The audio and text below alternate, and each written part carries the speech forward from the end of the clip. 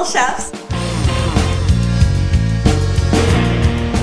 Now today we're going to do something that's a little more intermediate than some of the stuff that we've done in the past, but I don't want that word to scare you. This is a very easy dish to prepare if you've got some time and some patience. We're going to be using an ingredient that you see quite often this time of year.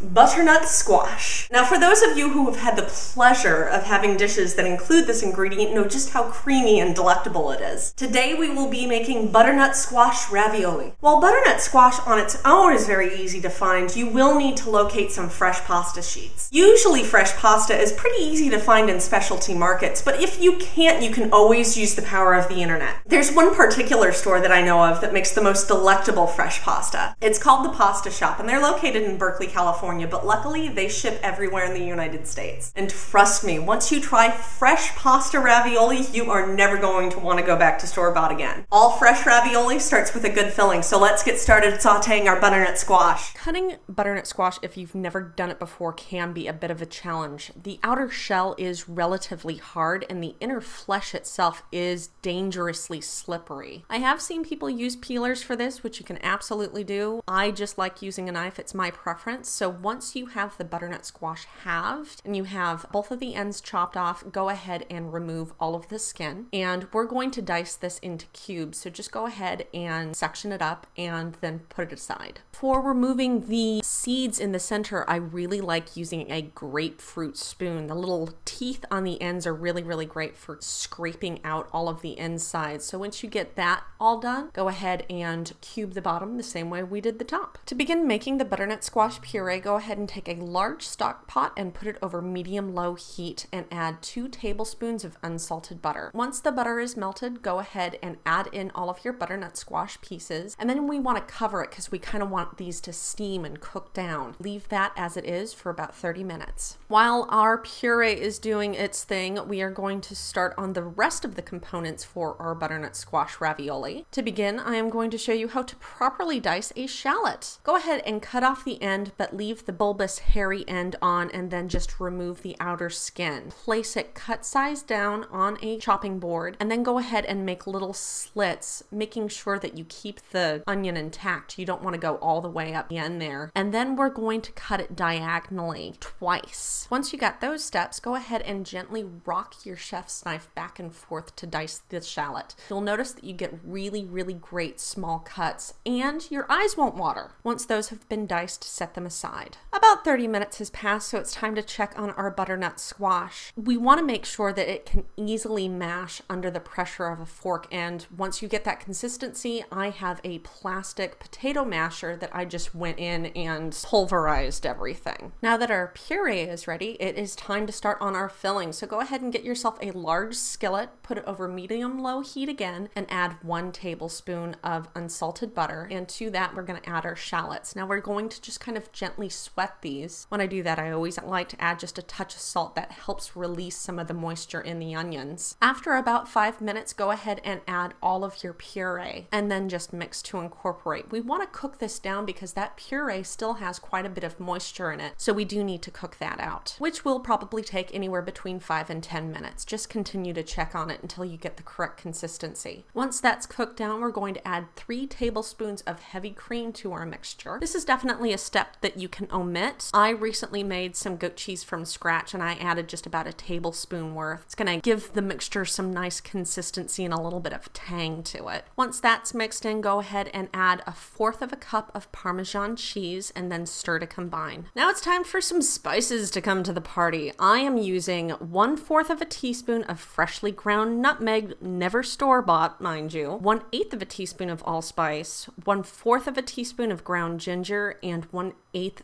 teaspoon of cinnamon. And then I finish it with just a pinch of white pepper. Now you can add more or less depending on how you think it tastes. I always overly indulge with the nutmeg, but that's completely up to you. Now that our filling is ready, it's time to employ some hardware. I did get this fancy dancy ravioli press, which you by no means need. I also have a fancy little ravioli cutter, but you can just as easily use a pizza cutter for the same thing. You will need a pastry brush, a whisk, your teaspoon, 1 egg, and a clean bowl. Crack your egg into the bowl and then add 1 tablespoon of room temperature water and then just whisk to combine. It's going to turn a really light pale yellow color when it's completely incorporated. Now it is time to assemble our ravioli. Again, if you don't have one of these fancy contraptions, you can just do this on your countertop, but you will need to make sure that your 2 pasta sheets are exact in size and shape. Now I'm using the teaspoon to help create little wells for when I start putting in the filling. Now you can just go ahead and put this on top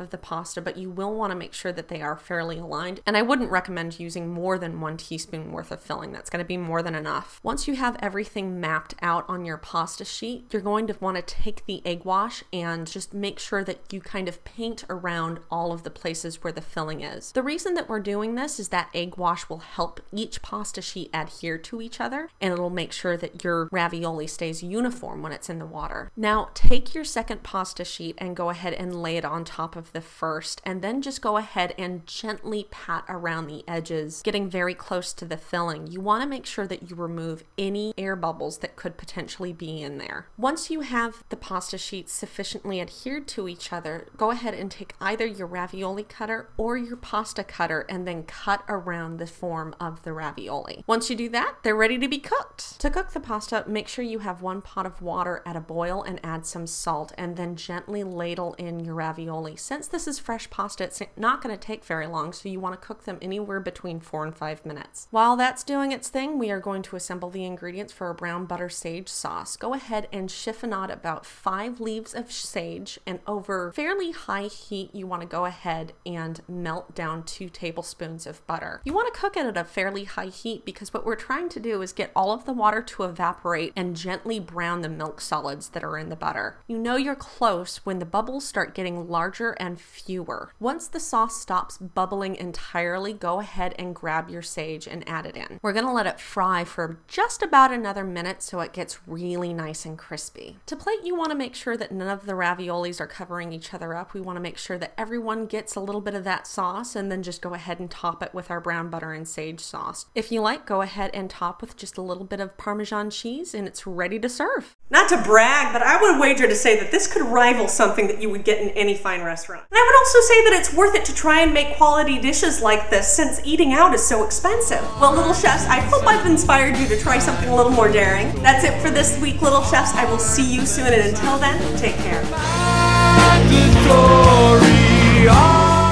But all good ravioli starts with a good filling. So let's... but why can't I get this line out?